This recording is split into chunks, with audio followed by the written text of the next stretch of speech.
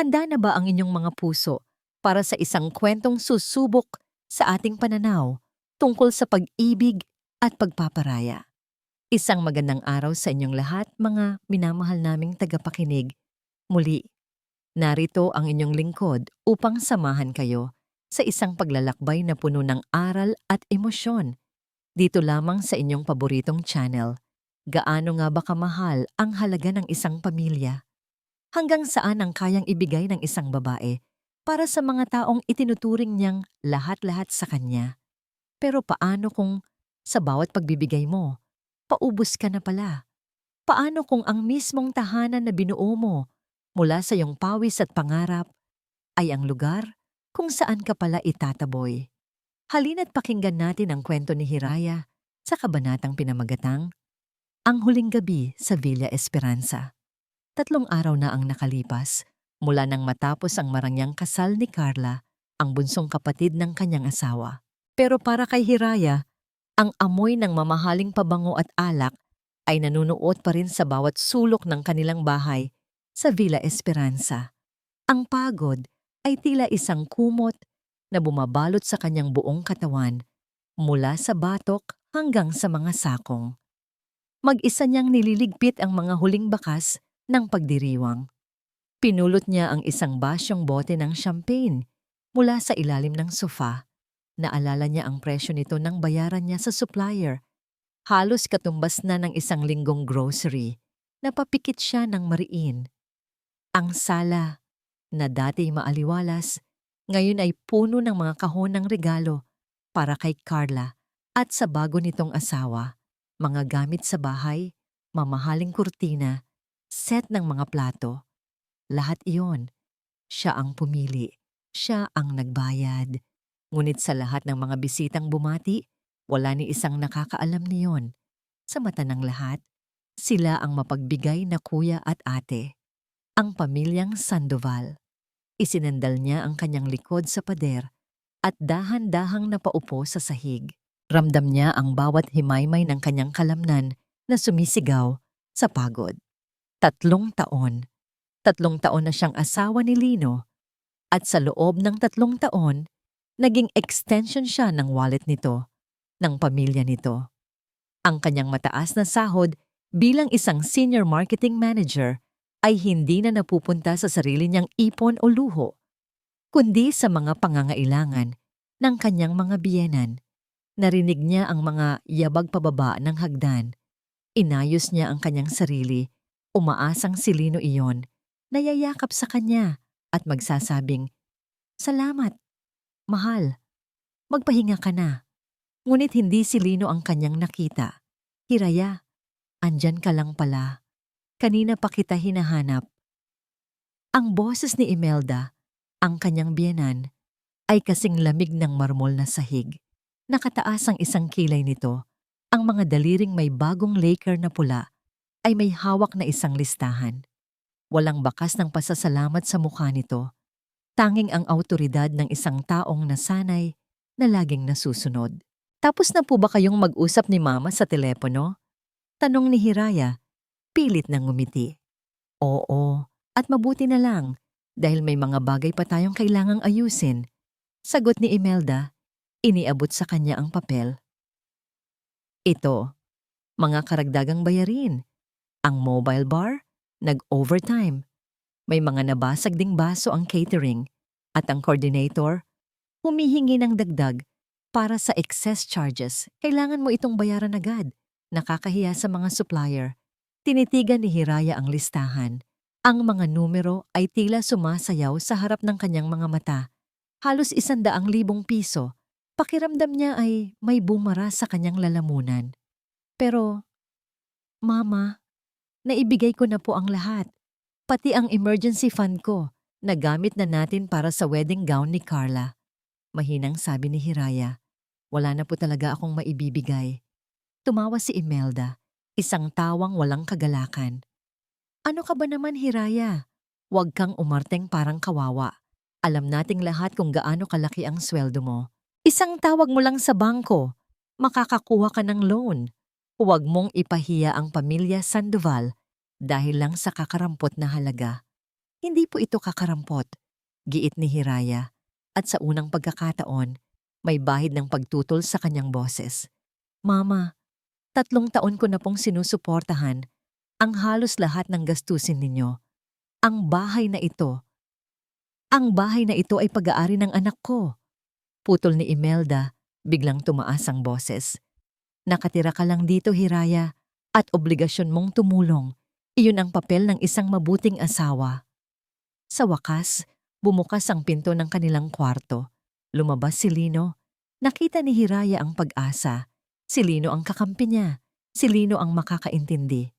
Lino, sabi niya, ang boses ay nanginginig. Pakiusap, sabihin mo sa nanay mo na naubos na talaga ako. Lumapit si Lino, ngunit hindi siya nito tiningnan sa mata. Bagkus, tumingin ito sa kanyang ina. Nakita ni Hiraya ang pagbabago sa mukha nito. Mula sa pagiging asawa niya, naging isa itong masunuring anak. Narinig ko ang lahat, Hira, sabi ni Lino sa isang tonong kalmado. Masyadong kalmado. Nakakahiya naman talaga sa mga tao. Bayaran mo na lang para matapos na. Pakiramdam ni Hiraya ay sinaksak siya sa likod. Ang hangin ay tila naubos sa kanyang mga baga. Lino, hindi mo ba ako naririnig? Sinasabi kong wala na. Wala na. Tumingin si Imelda kay Lino, isang tingin na naguutos. At si Lino, na parang isang papet, ay sumunod. Humarap ito kay Hiraya at sa unang pagkakataon, nakita niya ang malamig at blangkong mga mata nito. Kung ganyan ka na pala kakunat, Hiraya, sabi ni Lino. Kung hindi mo na kayang sumunod sa nanay ko, siguro oras na para umalis ka muna. Ang mga salita ay tumama kay Hiraya na parang malalakas na sampal. Umalis? Saan ako pupunta? Ito ang bahay ko. Bahay ko? Pagtatama ni Lino, ang boses ay matigas na. At habang nakatira ka dito, susunod ka sa mga patakaran. At ang nanay ko, ang batas dito. Hindi na nakapagsalita si Hiraya. Ang sakit ay napakabigat, napakatindi, na hindi na niya maramdaman. Parang manhid ang buo niyang pagkatao. Walang luha, walang salita.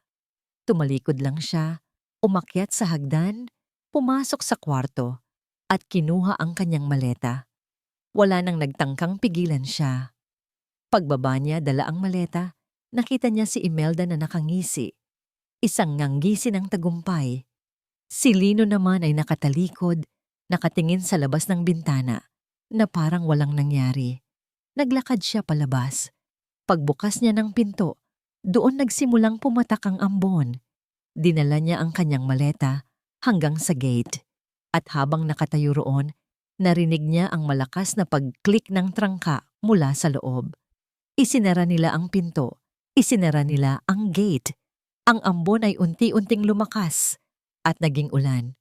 Nababasa ang kanyang buhok, ang kanyang damit. Niyakap niya ang sarili habang ang malamig na tubig ulan ay humahalo sa mga luhang ng ngayon palang nagsimulang bumuhos mula sa kanyang mga mata. Isang ilaw ang biglang nagliwanag sa kanyang paligid. Isang kotse ang huminto sa tapat ng bahay. Bumukas ang bintana nito. Si Lino. Hindi ito bumaba. Tinitigan lang siya nito mula sa loob ng sasakyan. At pagkatapos ng ilang segundo, pinaandar nitong muli ang makina. At umalis. Iniwan siyang basang-basa at wasak sa labas ng mismong tahanang binuo niya. Biglang nagring ang kanyang telepono sa loob ng kanyang bag. Kinuha niya ito, nanginginig ang mga kamay. Umiilaw ang screen. Isang pangalan ang nakarehistro, Lino. Tinitigan niya ang screen. Ang pangalan ng lalaking nangako sa harap ng Diyos na mamahalin at poprotektahan siya. Ang pangalan ng lalaking nagtaboy sa kanya sa gitna ng ulan. Sasagutin ba niya o hahayaan na lang na ang tawag na yon, kasama ng lahat ng kanyang mga pangarap, ay mamatay sa ilalim ng walang tigil na buhos ng ulan? Isang magandang araw po sa inyong lahat. Gaya ng dati, narito na naman tayo upang pakinggan ang isang kwentong magbibigay kulay sa ating hapon. Sa huling kabanata, Nasaksihan natin kung paano si Hiraya ay itinaboy mula sa sarili niyang tahanan, basang-basa sa ulan, at may pusong winasak ng pagtataksil. Sa kanyang kamay, hawak niya ang teleponong tumatawag, nagpapakita ng pangalan ng kanyang asawa. Ano ang kanyang gagawin? Ang pagsagot ba sa tawag ay magbabalik ng lahat? O magiging simula lamang ng mas malalim na sakit? Sabay-sabay nating alamin sa pagpapatuloy ng kanyang kwento sa kabanatang pinamagatang Unang Hakbang sa Digmaan. Hindi sinagot ni Hiraya ang tawag. Hinayaan niyang mamatay ang ringtone kasabay ng huling piraso ng pag-asang nananahan sa kanyang dibdib. Sa halip, nanginginig ang mga daliring pinindot niya, ang isa pang pangalan sa kanyang contacts. Isang pangalan na matagal na niyang hindi natawagan para humingi ng tulong. Dahil sa tuwing gagawin niya iyon, alam niyang maririnig niya ang katotohanang ayaw niyang tanggapin. Hello? Diwa? Basag ang kanyang boses, humahalo sa lagaslas ng ulan. Pwede ba akong makitulog sa'yo? Walang tanong, walang panghuhusga. Isang simpleng sagot lang ang kanyang narinig.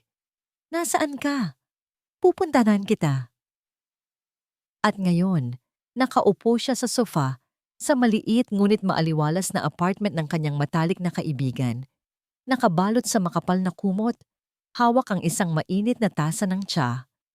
Ang mga damit niyang basa ay nakasampay na sa banyo. Ang katawan niya ay tuyo na, ngunit ang kanyang kaluluwa ay basang-basa pa rin sa pait. Sinabi ko na sa'yo, di ba? Mahinang sabi ni Diwa habang hinahaplos ang kanyang likod. Hindi ito galit. Tono ito ng isang taong pagod nang makitang nasasaktan ng kaibigan niya. Mula pa lang noong una, nakita ko nang ginagawa ka lang nilang bangko, Hira. Pero hindi ka nakinig dahil mahal mo. Tumulo ang luha ni Hiraya, isa-isa, bago naging agos. Mahal ko siya, Diwa. Mahal na mahal. Akala ko kapag ibinigay ko ang lahat, mamahalin din nila ako. Natatanggapin ako ni Mama Imelda bilang isang tunay na anak. Hindi pagmamahal ang tawag dyan, Hira. Ang tawag dyan, parasitiko. Maring sabi ni Diwa, kinakain nila ang lahat ng meron ka hanggang sa wala nang matira. At ngayong wala ka nang maibigay, ano ang ginawa nila? Itinapon ka na parang basura. Ang mga salitang iyon, parasitiko, basura, ay tumagos sa puso ni Hiraya. Bigla, ang matinding sakit na kanyang nararamdaman ay nagsimulang magbago ng anyo. Ang lamig ng pagkabigo ay napalitan ng isang kumukulong init. Ang mga luhang dumadaloy ay hindi na lang dahil sa lungkot. May halo na itong galit, isang dalisay at nag-aapoy na galit. Tumigil siya sa pag-iyak. Tumingala siya kay Diwa at sa kanyang mga mata, may ibang kislap na nakita ang kanyang kaibigan. Hindi na ito ang kislap ng pag-ibig na bulag, kundi ang ningas ng isang digmaang malapit nang magsimula. Tama ka, sabi ni Hiraya. Ang boses ay matatag na. Tama ka, at hindi ako papayag na matapos ito ng ganito. Kinabukasan, sa isang maliit na coffee shop sa kanto, umupo si Hiraya na may daladalang determinasyon. Sa harap niya ay isang bagong bili na notebook at isang ballpen. Humigop siya ng mainit na kape at nagsimulang magsulat. Hindi ito isang liham, hindi ito isang tula. Ito ay isang listahan. Sa unang pahina, isinulat niya, mga nagastos para sa pamilya Sandoval. Pang down payment sa kotse ni Lino, 250,000. Puhunan para sa negosyo ni Mama Imelda na nalugi, 300,000. Tuition fee ni Carla sa isang mamahaling universidad, panataon, 200,000. Pagpapagawa ng banyo at kusina sa bahay nila sa probinsya, 150,000. Mga buwanang allowance ni Mama Imelda, 20,000 dos, pas 36 na buwan, ay sa 720,000. Gastos sa kasal ni Carla, venue, catering, gown, lahat. 800,000 patuloy siyang nagsulat. Ang mga bakasyon ng pamilya, na siya ang gumastos. Ang mga branded na bag ni Imelda na hiniram sa credit card niya. Ang halos 2 milyong piso na naibayad na niya para sa amortization ng bahay sa Villa Esperanza. Nang matapos siya, nanginginig ang kanyang kamay habang kinakalkula ang kabuuan. Paulit-ulit niyang sinuma, hindi makapaniwala sa resulta. Nang sa wakas ay isinulat niya ang final na numero sa ilalim ng pahina. Napahawak siya sa kanyang bibig. Halos 7 milyong piso. 7 milyon. Ang katumbas ng kanyang dugo, pawis at mga pangarap sa loob ng 3 taon. At ang kapalit? Isang gabi sa labas ng gate, sa gitna ng malakas na ulan. Isinara niya ang notebook. Tapos na ang pag-iyak. Tapos na ang pagdadalamhati. Panahon na para maningil. Ang address na ibinigay ni Diwa ay nasa puso ng Makati. Isang mataas na gusali na gawa sa salamin at bakal. Sa harapan, isang makintab na plakang ginto ang nakaukit. De Leon and Associates. Pakiramdam ni Hiraya ay liliit siya anumang oras. Ito ay mundo ng mga batas at argumento. Isang mundong malayo sa inaakala niyang magiging buhay may asawa. Huminto siya sa tapat ng malaking pinto. Huminga siya ng malalim. Para sa'yo ito, Hira. Para sa lahat ng kinuha nila sa'yo. Tinulak niya ang pinto at pumasok. Ang opisina ni Attorney Gabriel De Leon ay malinis at organisado. Walang isang papel na wala sa lugar. Mula sa kanyang kinauupuan sa tapat ng malaking mahogany desk, kitang-kita ni Hiraya ang skyline ng syudad. Ang lalaking nasa harap niya ay bata pa. Marahil ay nasa mid-30s, nakasuot ng isang madilim na suit na bumagay sa kanyang seryosong aura. Ngunit sa kabila ng kanyang professional na tindig, mayroon siyang mga matang nakikinig, mga matang hindi nang huhusga. So, let me get this straight, Mrs. Sandoval, sabi ni Attorney De Leon pagkatapos niyang marinig ang buong kwento. You were systematically funding your husband's entire family for 3 years, and the moment you said no, they threw you out of the house you've been paying for? Tumango si Hiraya. Inabot ang isang folder na puno ng mga bank statement, mga resibo, at ang notebook kung saan niya isinulat ang lahat. Yes, attorney, at gusto kong makuha ang lahat ng yon pabalik. Kinuha ni Gabriel ang folder. Isa-isa niyang tiningnan ang mga dokumento. Ang kanyang mga mata ay mabilis na gumalaw. Sinusuri ang bawat numero, bawat petsa. Habang tumatagal, ang kanyang professional na ekspresyon ay unti-unting napalitan ng isang bagay na mas matindi. Isang anyo ng kontroladong galit. Pagkatapos ng halos 10 minuto ng katahimikan, isinara niya ang folder. Itinuon niya ang kanyang mga mata kay Hiraya. Ang tingin niya ay matalas, direkta, at puno ng isang bagay na matagal nang hindi nararamdaman ni Hiraya mula sa isang lalaki. Respeto. Huminga siya ng malalim. Inayos ang kanyang salamin at sinabi ang mga salitang magpapabago sa takbo ng lahat. Ginang Sandoval, sabi niya sa isang boses na kalmado ngunit may bigat. Ito ay hindi lamang isang simpleng kaso ng diborsyo. Ito ay isang malawakang financial exploitation at sisiguraduhin nating mananagot sila. Sa unang pagkakataon sa loob ng maraming araw, naramdaman ni Hiraya ang pag-asa. Isang maliit na sinag ng liwanag sa gitna ng kanyang madilim na mundo. Kumusta po kayo, mga minamahal naming taga-subaybay? Sana ay nasa mabuti kayong kalagayan. Samahan niyo po akong muli sa isang panibagong paglalakbay ng puso. Sa nakaraang kabanata, nasaksihan natin ang pag-usbong ng isang bagong Hiraya. Isang babaeng handang lumaban matapos makahanap ng kakampi sa katauhan ni Attorney Gabriel De Leon. Ngunit ang digmaan ay hindi ipinapanalo sa iisang laban lamang.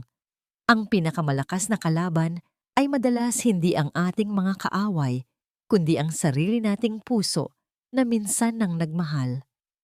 Paano lalabanan ni Hiraya ang mga alaala at ang matatamis na pangakong muling kumakatok sa kanyang puso? Ating pakinggan ang susunod na yugto sa kabanatang pinamagatang Ang Laro ng Panunuyo. Ang mga salita ni Attorney De Leon ay naging baluti ni Hiraya. Sa unang pagkakataon sa loob ng maraming araw, nakapasok siya sa kanyang opisina na taas noo. Ang mga bulungan ng kanyang mga katrabaho tungkol sa kanyang biglaang pag-alis sa kanilang bahay ay hindi na niya pinansin. Mayroon siyang misyon, mayroon siyang layunin, ngunit ang kalaban ay hindi nagpapahinga. Nagsimula ito sa isang text message habang siya ay nasa kalagitnaan ng isang mahalagang meeting. From Lilino Mahal, I'm so sorry. Please, sagutin mo ang tawag ko. Mag-usap tayo. Hindi niya pinansin. Binura niya ito. Pagkatapos ng meeting, may 3 missed calls na mula rito at isa na namang text. From Lino. Alam kong galit ka. Karapatan mo yan. Pero please, Hira, hindi ko kayang wala ka. Miss na kita. Napabuntong hininga siya. Ang daliring handa ng i-block ang numero ay nag-alinlangan.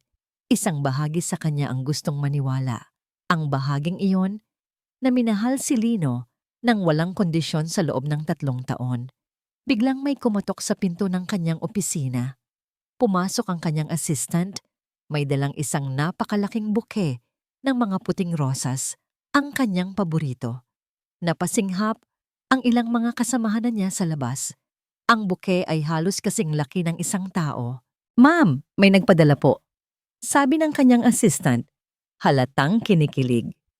Kinuha ni Hiraya ang maliit na card na nakasabit dito. Ang sulat kamay ni Lino, pamilyar at minsan nang nagpakalma sa kanyang puso. Uwi ka na, mahal ko. Napatitig siya sa mga bulaklak. Maganda, perpekto, at isang kasinungalingan. Katulad ng lahat ng iba pa, ang halaga ng buke na ito ay sapat na para bayaran ang kuryente ng apartment ni Diwa sa loob ng 6 na buwan. Itapon mo yan, mahinang sabi ni Hiraya. Po ma'am, nagulat na tanong ng assistant. Sabi ko, itapon mo o ibigay mo sa janitress. Wag na wag ko nang makikita yan. Mariing sabi niya, bago muling humarap sa kanyang computer na parang walang nangyari. Kung ang atake ni Lino ay matamis, ang kay Imelda ay lasong nakabalot sa pekeng pag-aalala. Tumawag ito kinahapunan habang pauwi na si Hiraya. Sa pagkakataong ito, sinagot niya. Kailangan niyang malaman ang kanilang susunod na galaw. Hiraya iha, bungad ni Imelda, ang boses ay tila pulot. Diyos ko, nag-alala kami sa'yo. Bakit hindi ka sumasagot? Umuwi ka na. Pinapatawad ka na namin. Pinapatawad? Halos masamid si Hiraya sa sarili niyang laway. Hindi ko alam kung ano ang pumasok sa isip mo at nag-alsa ka ng ganoon. Patuloy ni Imelda. Pero pamilya tayo. Nagkakamali ang lahat. Ang mahalaga ay ang reputasyon ng pamilya Sandoval. Ayokong marinig mula sa iba na ang manugang ko ay nakikitira lang kung saan-saan. Nakakahiya. Wala na po kayo nang dapat ikahiya, Mama. Kalmadong sagot ni Hiraya. Dahil malapit na akong hindi maging manugang ninyo. Natahimik si Imelda sa kabilang linya. Pagkatapos ng ilang segundo, ang boses pulot ay naglaho, napalitan ng isang mapanganib na hiss. Ano-anong sinabi mo? Huwag mo akong subukan, Hiraya. Baka nakakalimutan mo, hawak namin ang pangalan mo. Isang salita ko lang sa mga kakilala ko, masisira ang maganda mong pangalan sa industriya. Sino ang kukuha sa isang empleyadong may problema sa pamilya? Isang eskandalosa? Doon kumulo ang dugo ni Hiraya. Subukan ninyo. Sabi niya, ang boses ay malamig na parang yelo. Tingnan natin kung sino ang mas masisira kapag kinuwento ko kung paano ninyo ako ginatasan sa loob ng 3 taon. Ibinaba niya ang tawag. Nanginginig ang kanyang buong katawan, hindi sa takot, kundi sa galit. Ngunit pagdating sa apartment, sa katahimikan ng gabi, ang galit ay humupa. Ang natira ay ang pagod at isang pamilyar na kirot. Binuksan niya ang kanyang cellphone at tiningnan ang gallery. May isang litrato doon na hindi pa niya kayang burahin. Isang litrato nila ni Lino sa kanilang unang anibersaryo. Nakangiti sila pareho. Ang mga mata ni Lino sa litratong yon ay puno ng pagmamahal. O iyon lang ang akala niya. Naalala niya kung paano nito hinawakan ang kanyang kamay sa ilalim ng mesa. Kung paano nito sinabing siya ang pinakamagandang nangyari sa buhay nito. Ang mga alaalang iyon, sila ang tunay na kalaban dahil pinapaalala nila sa kanya na minsan, sa gitna ng mga kasinungalingan, mayroon ding mga sandaling naramdaman niyang totoo ang lahat. Baka naman nagkamali lang ako. Baka masyado akong nagpadalos-dalos. Tao lang si Lino. Nagkakamali. Para siyang mababaliw. Kinuha niya ang cellphone at tinawagan ang numero ni Attorney De Leon. Kailangan niya ng isang boses na magpapaalala sa kanya ng katotohanan. Attorney, pasensya na sa abala, sabi niya nang sumagot ito. Hiraya, napatawag ka? May nangyari ba? Tanong ni Gabriel. Ang boses ay alerto. Ikinuwento niya ang tungkol sa mga bulaklak, sa tawag ni Imelda, at sa sarili niyang pagdadalawang isip. That's a classic manipulation tactic, paliwanag ni Gabriel. Good cop, bad cop. Si Lino ang mang-aamo at ang nanay niya ang mananakot. Their goal is to confuse you, to make you doubt yourself, until you give up and go back to being their cash cow. Ano ang dapat kong gawin? Mula ngayon, i-record mo ang lahat ng tawag nila, lalo na ang mula sa biyenan mo. Bawat pagbabanta niya ay ebidensya. At ang pinakamahalaga sa lahat, Hiraya, huwag na huwag kang makikipagkita kay Lino ng mag-isa. Under any circumstances. Understood? Understood, attorney. Ang pakikipag-usap kay Gabriel ay parang isang baso ng malamig na tubig. Guminhawa ang pakiramdam niya. Ibinalik nito ang kanyang determinasyon. Tama, laro lang ito. At hindi na siya magiging taya sa larong ito. Ngunit tila mapagbiro ang tadhana. Pagbaba niya mula sa taxi, sa tapat ng apartment building ni Diwa, may isang pamilyar na figura siyang nakita na nag-aabang malapit sa entrance. Si Lino. Magulo ang buhok nito. Lukot ang damit. Mukha itong hindi natulog ng ilang araw. Ang imahe ng isang lalaking nagdurusa. Isang perpektong pagganap. Nang makita siya nito, mabilis itong lumapit. Agad na umatras si Hiraya. Hira, sandali lang. Pakiusap. Sabi ni Lino. Ang boses ay paos. Umalis ka, Lino. Wala na tayong pag-uusapan. Matigas na sabi ni Hiraya. Hahakbang na sana papasok sa lobby. Ngunit ang ginawa ni Lino ay isang bagay na hindi niya inaasahan. Isang bagay na idinisenyo para sa maximum na epekto sa publiko. Sa harap ng security guard, sa harap ng ilang mga residenteng dumadaan, si Lino Sandoval ay lumuhod sa sahig na semet. Yumuko ito at narinig ni Hiraya ang mga hikbi nito. Patawarin mo ako, mahal ko, sabi nito. Sapat na malakas para marinig ng lahat. Hindi ko kayang mabuhay nang wala ka. Umuwi ka na sa akin, pakiusap. Umuwi ka na. Lahat ng mga mata ay napunta sa kanila. Mga matang mapanghusga. Mga matang naaawa, hindi sa kanya, kundi sa lalaking nakaluhod sa kanyang paanan. Nakatayo si Hiraya doon, paralisado. Ang baluting binuo niya buong araw ay biglang nabasag sa isang iglap. Isang magandang araw po muli, mga kapuso at kapanalig sa bawat kwento ng buhay. Sa ating huling paglalakbay, iniwan tayong nakabitin sa isang eksenang puno ng tensyon. Si Lino, nakaluhod sa publiko, nagsusumamo ng kapatawaran mula kay Hiraya. Ito na ba ang sandaling bibigay ang ating bida? O ito na ang pagkakataon upang ipakita ang lakas na hindi pa natin nakikita sa kanya? Ang sagot ay nag-aabang sa atin ngayon. Manatiling nakatutok sa pagpapatuloy ng laban ni Hiraya sa kabanatang pinamagatang Mga Resibong Nagsasalita. Ang mundo ni Hiraya ay tila huminto sa pag-ikot. Ang lahat ng ingay sa paligid, ang busina ng mga sasakyan, ang bulungan ng mga usisero, ang sarili niyang paghinga ay naglaho. Ang tanging nakikita niya ay ang imahe ni Lino, nakaluhod sa maruming semento. Ang mukha ay puno ng pagsisisi na para bang isa itong aktor sa isang dekalibreng pelikula. Naramdaman niya ang mga matang nakaturok sa kanya. Sa mga mata ng iba, siya ang kontrabida. Ang walang pusong asawa na tinatanggihan ang isang nagsisising na lalaki. Naramdaman niya ang pamilyar na kirot ng pag-aalinlangan. Paano kung totoo ang sinasabi niya? Paano kung nagsisisi na talaga siya? Ngunit sa likod ng pag-aalinlangang iyon, may isang boses na bumulong. Ang boses niya sa gitna ng ulan. Ang boses ni Diwa. Ang boses ni Attorney De Leon. At ang boses na yon ay nagsasabi ng isang salita, palabas. Huminga siya ng malalim. Hinugot ang lakas mula sa pinakailaliman ng kanyang pagkatao na winasak nila. Ang hirayang dating iiyak at maniniwala ay wala na. Ang nasa harap ni Lino ngayon ay isang estranghero.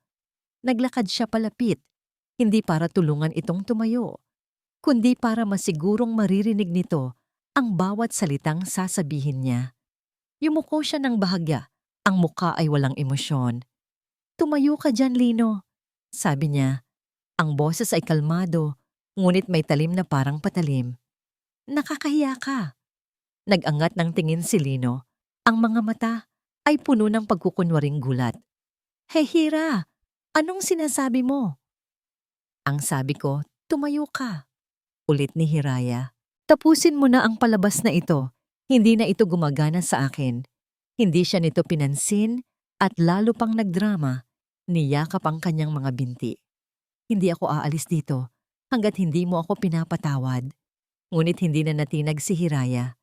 Marahan niyang inalis ang mga kamay nito. Kung gusto mong manatili dyan, bahala ka. Pero ako, tapos na. Tumalikod siya at naglakad ng diretso papasok sa lobby ng building, hindi na lumingon pa. Narinig niya si Lino na tinatawag ang kanyang pangalan, ngunit para sa kanya, isa na lang yung ingay na walang kahulugan. Pagpasok niya sa elevator, huminga siya ng malalim. Doon pa lang niya naramdaman ang panginginig ng kanyang mga tuhod. Ngunit sa pagkakataong ito, hindi dahil sa takot, kundi dahil sa tagumpay. Kinabukasan, ang tagumpay na yon ay naging purong determinasyon. Magkasama sila ni Attorney Gabriel sa conference room nito. Sa isang malaking puting pader, idinikit nila ang bawat resibo, bawat bank statement, bawat piraso ng ebidensya na kanilang nakalap. Mula sa malayo, mukha itong isang magulong mosaic. Ngunit para kay Hiraya, ito ay isang malinaw na mapa. Isang mapa ng kanyang katangahan. At ngayon, magiging mapa ito ng kanyang pagbawi. Okay? So this is what we have, sabi ni Gabriel. Tinuturo ang isang set ng mga dokumento. Malinaw ang trail ng pera mula sa payroll account mo papunta sa credit card bills ni Giang Imelda. Dito naman, turo niya sa isa pa. Ang mga cash transfer na may description na para kay mama. This is good. This is very strong. Kailangan nating patunayan na may sistema.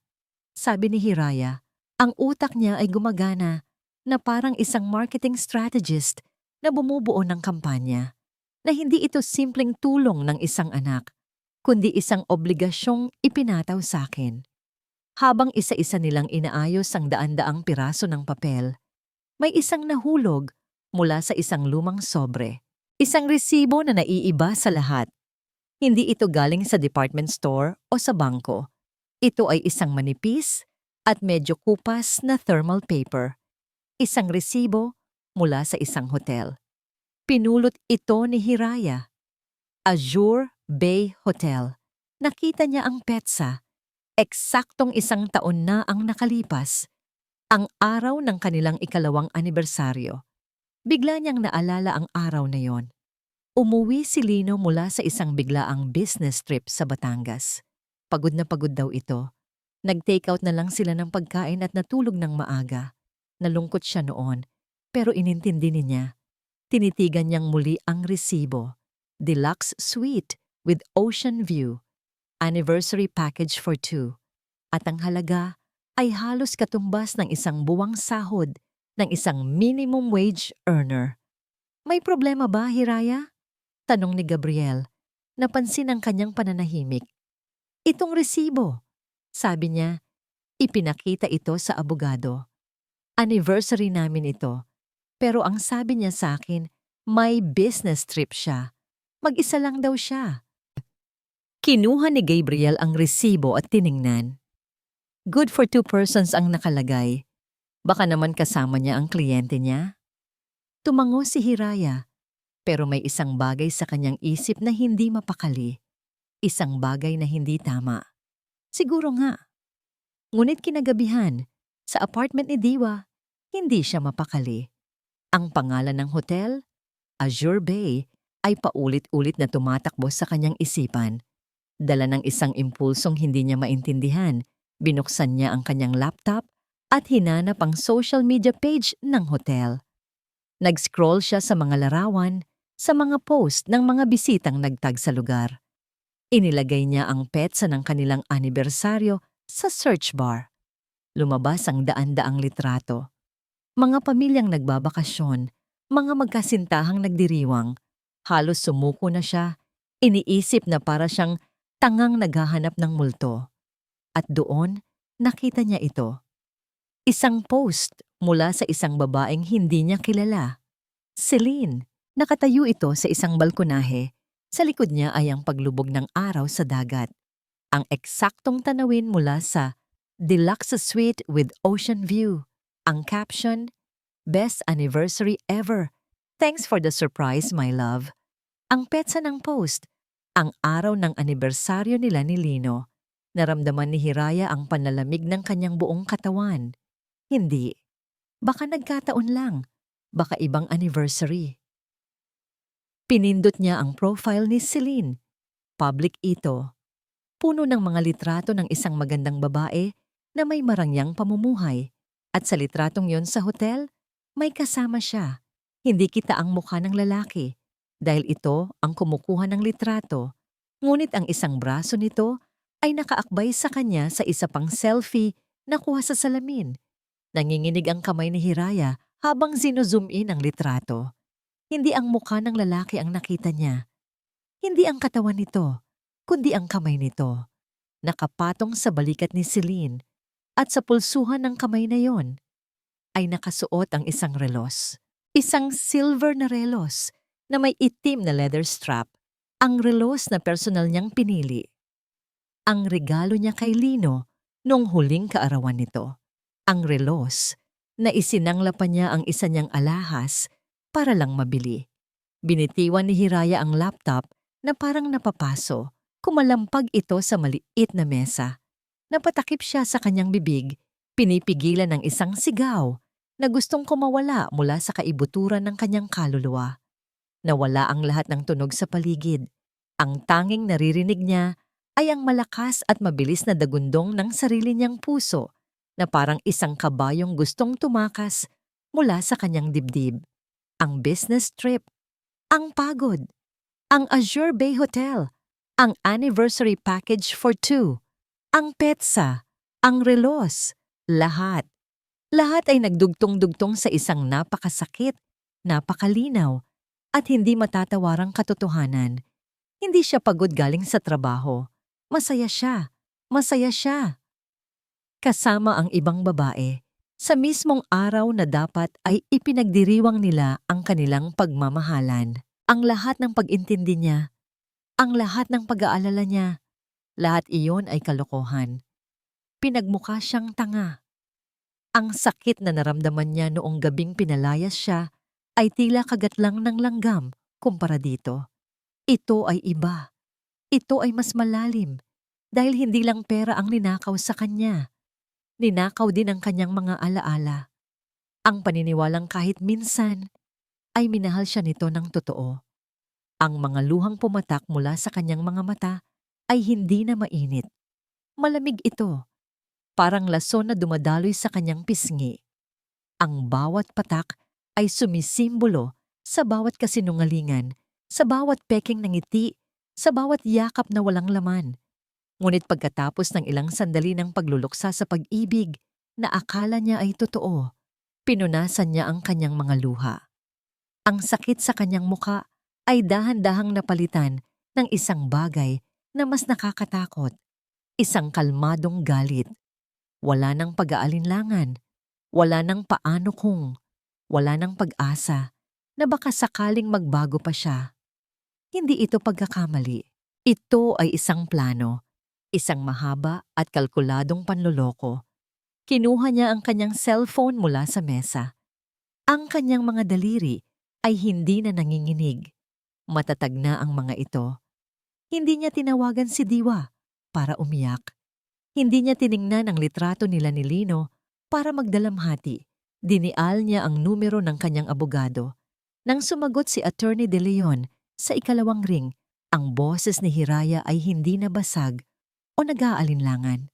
Ito ay malamig, matigas, at puno ng yelo na kayang magpabagsak ng isang buong imperyo. Attorney, sabi niya, ang bawat salita ay may bigat. Mayroon akong kailangang ipakita sa'yo. Hiraya, ayos ka lang ba? Tanong ni Gabriel, nahimigan ng pagbabago sa kanyang boses. Mas maayos pa ngayon, sagot niya. Dahil may hawak na akong ebidensya. Ebidensya ng pagtataksil, malinaw, at hindi maitatanggi. May sandaling katahimikan sa kabilang linya. Bago nagsalita si Hiraya muli, ang boses ay mas mababa at mas mapanganib. Idagdag na natin sa kaso ang adultery, attorney. May hawak na akong patunay. Handa na ba ang inyong mga puso para sa isang kwentong susubok sa inyong pananaw tungkol sa pag-ibig? Halina't pakinggan natin ang pagpapatuloy ng kwento ni Hiraya. Sa huling kabanata, ang maskara ng pagtataksil ay tuluyan ng nalaglag. Hawak na ni Hiraya ang hindi maitatangging ebidensya ng pangangaliwa ni Lino. Ngayong may alas na siya, ano ang kanyang susunod na hakbang? At paano ito haharapin ng pamilya Sandoval? Ang laban ay papasok na sa isang bagong yugto. Ating alamin ang mga kasagutan sa kabanatang pinamagatang Ang Lihim sa Mga Papel. Kinabukasan, sa opisina ni Attorney De Leon, ang hangin ay puno ng isang bagong uri ng enerhiya. Hindi na ito ang enerhiya ng isang biktimang naghahanap ng tulong, kundi ang enerhiya ng isang nagsasakdal na may hawak na matibay na ebidensya. Inilatag ni Hiraya sa mesa ang mga nakaprint na screenshots ng social media post ni Celine, ang relos, ang petsa, ang lokasyon. Bawat isa ay parang pako sa kabaong ng pagsasama nila ni Lino. Tiningnan ni Gabriel ang mga papel. Tumatango-tango. Isang bahagyang nangiti ang gumuhit sa kanyang mga labi. Hindi ng saya, kundi ng professional na satisfaction. This is it, Hiraya. This is the nail in the coffin. Malinaw na may premeditation. Ang pangangaliwa ay hindi isang simpleng pagkakamali. Ito ay isang desisyon na ginawa niya habang ginagamit ang pera mo. Ano na ang susunod nating gagawin, attorney? Tanong ni Hiraya. Ang boses ay kalmado. Ang apoy ng galit sa kanyang puso ay nagbigay daan sa isang nagyeyelong determinasyon. We send the first official demand letter, sabi ni Gabriel habang umuupo sa harap ng kanyang computer at nagsimulang mag-type. We will lay down our terms for a settlement. Full reimbursement of all documented financial contributions, plus damages for emotional distress and adultery. We give them a choice. Settle this quietly, or we see them in court where we will present all of this. Tumango si Hiraya. Gawin mo. Sa loob ng isang oras, isang opisyal na dokumento ang nabuo. Puno ito ng mga legal na termino, mga numero, at mga petsa. Ngunit para kay Hiraya, isa lang ang ibig sabihin ng liham na yon. Tapos na ang laro. Panahon ng maningil. Pinirmahan niya ang dokumento. At habang ipinapadala ito ng staff ni Gabriel sa pamamagitan ng isang courier, naramdaman ni Hiraya ang isang maliit na guhit ng tagumpay. Ito na ang simula ng pagbawi niya sa kanyang buhay. 2 araw silang naghintay. 2 araw ng nakakabinging katahimikan mula sa kampo ng mga Sandoval. Inaasahan ni Hiraya ang isang galit na tawag mula kay Imelda o isang desperadong text mula kay Lino. Pero wala. Sa 3 araw, isang formal na sagot ang dumating sa opisina ni Gabriel galing sa isang law firm na hindi pamilyar sa kanila. Ipinatawag ni Gabriel si Hiraya sa kanyang opisina. Their lawyer responded. Sabi ni Gabriel, hawak ang isang makapal na sobre. Let's see what they have to say. Umupo si Hiraya sa tapat niya. Ang puso ay bahagyang kumakabog. Inaasahan niya ang pagtanggi, mga argumento, mga kasinungalingan. Binuksan ni Gabriel ang sobre at binasa ang liham.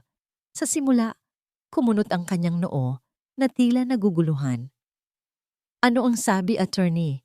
Hindi na makapaghintay na tanong ni Hiraya. Nakakapagtaka, sabi ni Gabriel. They're surprisingly agreeable. Ibinigay niya ang sulat kay Hiraya. Binasa ito ni Hiraya. Nakasaad doon na handa si Lino na makipag-ayos para sa isang mabilis at patas na paghahati ng lahat ng ari-ariang naipundar sa loob ng kanilang kasal. Bukas daw sila sa pag-uusap tungkol sa financial claims ni Hiraya. Parang napakadali naman yata, sabi ni Hiraya, may pagdududa sa kanyang boses. Exactly, sagot ni Gabriel. There's a catch. Keep reading. Ipinagpatuloy ni Hiraya ang pagbabasa at doon, sa huling talata, nakita niya ang patibong. Kaugnay nito hinihiling ng aming kliyente, G. Lino Sandoval, na agarang lisanin ni Gong Hiraya Sandoval ang anumang pag-aangkin sa bahay at lupa sa Villa Esperanza dahil ang nasabing ari-arian ay personal at eksklusibong pag-aari ng aming kliyente bago pa man at sa loob ng kanilang kasal. Ano? Bulalas ni Hiraya. Paano nila nasabi yan? Halos 2 milyon na ang naibayad ko para sa amortization ng bahay na yan. Ito ang hindi ko maintindihan, sabi ni Gabriel. Mabilis na binuklat ang kopya ng mga dokumento ni Hiraya. Kinuha niya ang deed of sale ng bahay. Let's check this again. Naalala ko ang araw na pinirmahan ko yan, sabi ni Hiraya. Pilit na inaalala ang mga detalye. Nasa bangko kami. Sobrang daming papel. Nagmamadali kami noon dahil may dinner pa kami kasamaan ang pamilya niya. Si Lino na lang ang nagturo sa akin kung saan ako pipirma. Sabi niya, dito ka lang pipirma. Mahal. Para mapabilis. Ako na ang bahala sa iba. Nanigas si Gabriel. Dahan-dahan niyang itinuro ang isang seksyon sa kontrata na nakasulat sa napakaliit na letra. Isang mahabang talata na puno ng legal jargon na kahit sino ay tatamaring basahin. Hiraya, sabi ni Gabriel, ang boses ay seryoso. Basahin mo ito. Kinabahan si Hiraya. Lumapit siya at binasa ang mga salitang tinuturo ng daliri ng abogado.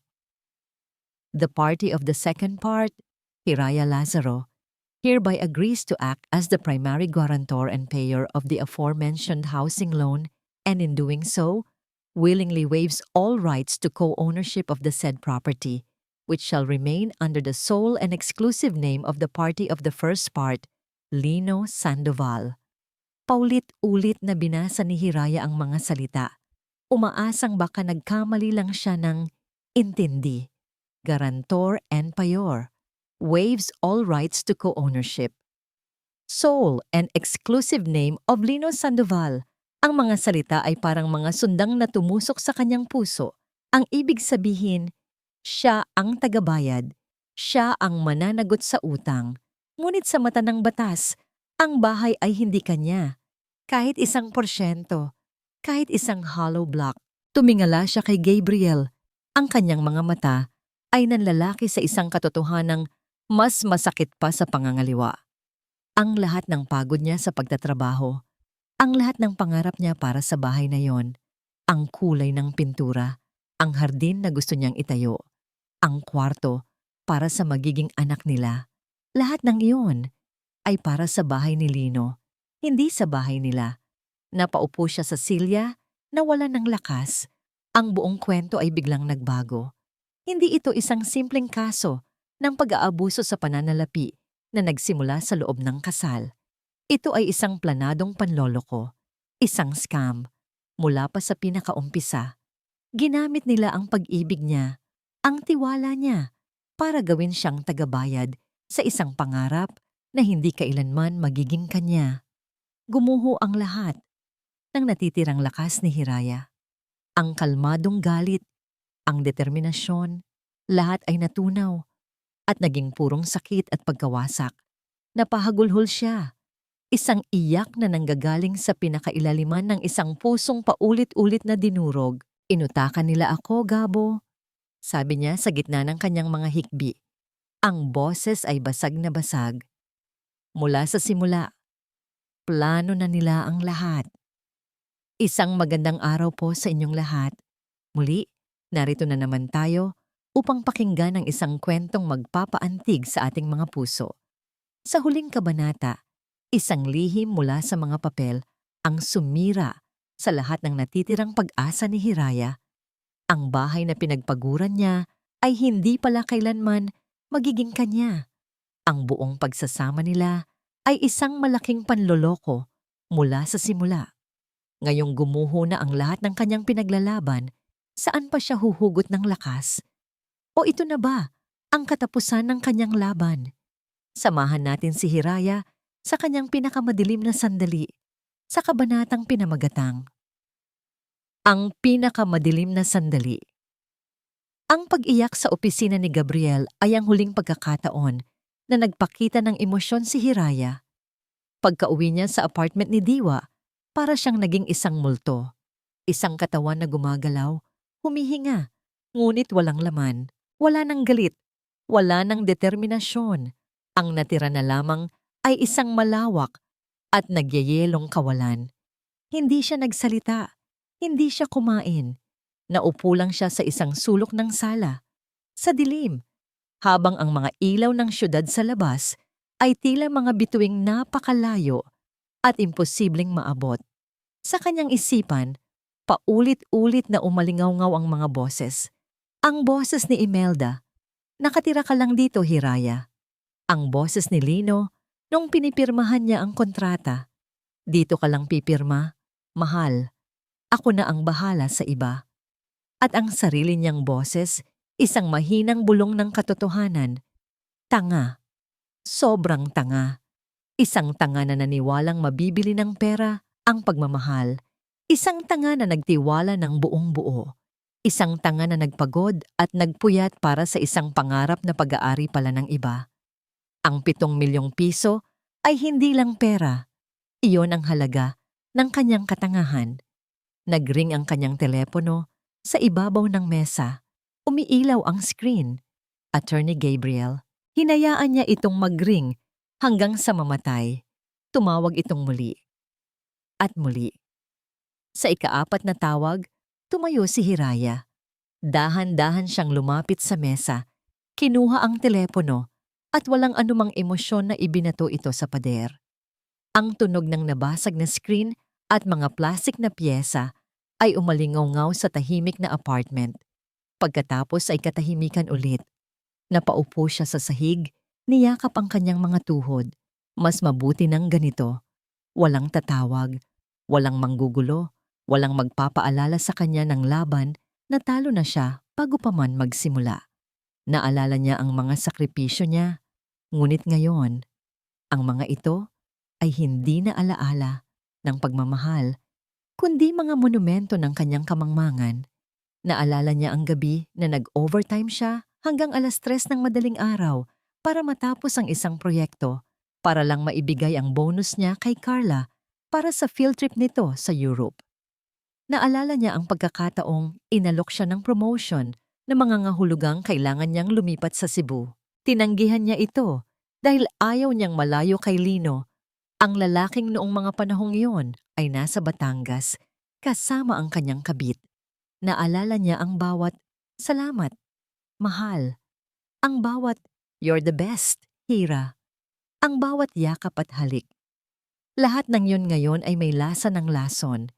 Lahat ay parte ng isang script, isang perpektong pagganap kung saan siya ang bida, ang bidang tanga. Para saan pa ang paglaban? Para makuha ang pera? Kahit makuha pa niya ang bawat sentimo, hindi na nito maibabalik ang dignidad niyang inapakan nila. Hindi na nito mabubura ang katotohanang nagmahal siya ng isang multo, isang ilusyon na sila mismo ang gumawa. Sumuko na siya. Ilang araw ang lumipas ng ganoon.